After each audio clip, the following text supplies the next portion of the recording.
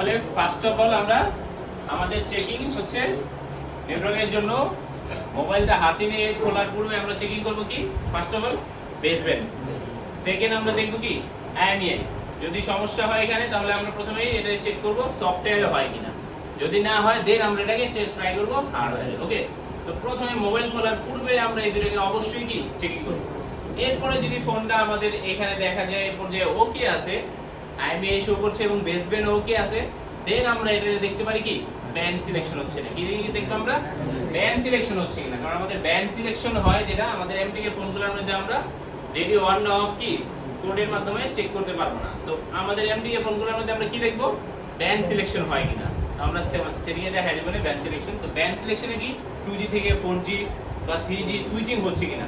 যদি সুইচিং হয় তাহলে আমরা এটাকে ধরে নেই রেডিও অন, কি আছে রেডিও অন আছে।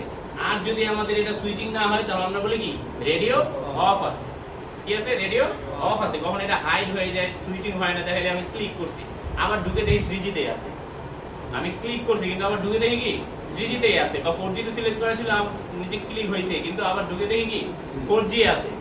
তো এটা আমরা বুঝতে পারি এটা কি আছে রেডিও অফ, কি আছে এটা রেডিও অফ। আর যদি সুইচিং হয় তাহলে আমরা বলি কি রেডিও অন। এখান থেকে আমরা কি হিন্টস পেলাম, এখান থেকে আমরা হিন্টস পেলাম যে এটা রেডিও অন, ডিজিটাল অংশ সমস্যা না অ্যানালগ অংশ সমস্যা।